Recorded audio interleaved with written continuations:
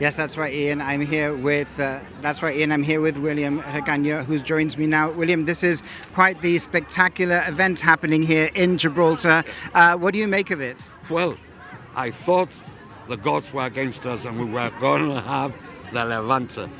Lucky, you can see, and I think you've broadcast that, the temperature's gone down, our shadows are a bit eerie, and overall it's gone darker, and we can even smell the freshness of the sea. So that's an experience itself. You won't see that every day.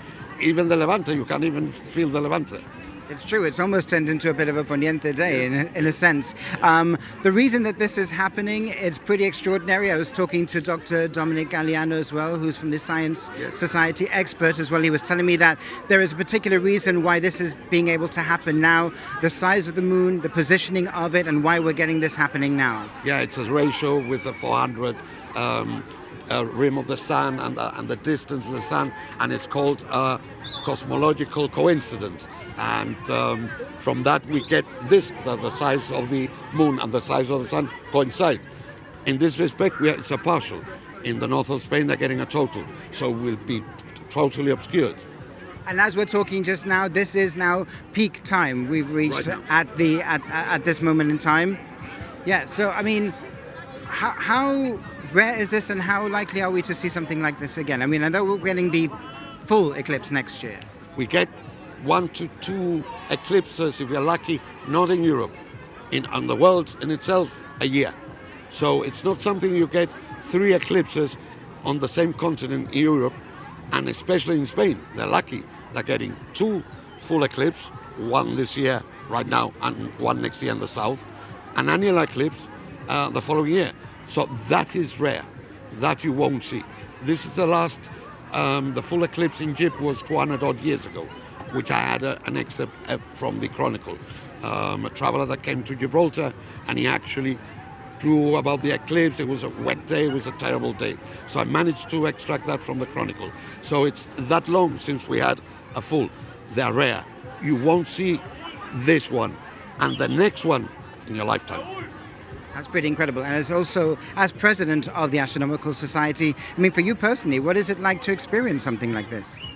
I've been now president 35 years. Next year's the 40th anniversary of the Gibraltar Astronomical Society, which will coincide with the eclipse, the total eclipse. It's something amazing. I knew this was going to happen years back because you've got the almanacs, the astronomical almanacs, we can predict millions of years forward. I thought I wasn't going to be here because I haven't taken care of myself. They got 65, I'm 65 now. I'm watching this one. Hopefully I'll be here for the 66th birthday. I never thought I would be here.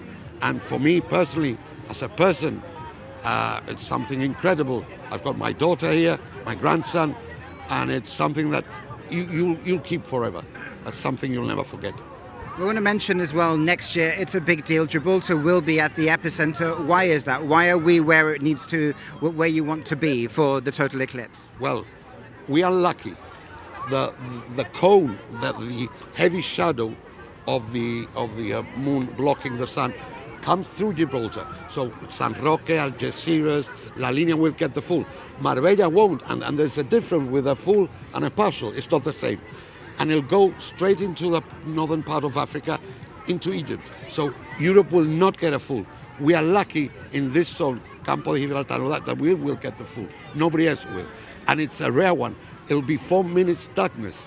So you're talking about complete darkness, birds not singing or chirping or flying, probably bats going through, so nocturnal animals will follow, and there'll be, it's strange, it's weird. I've never been in a total one, but from what I've read from people that have been, it's a life-changing thing. It is.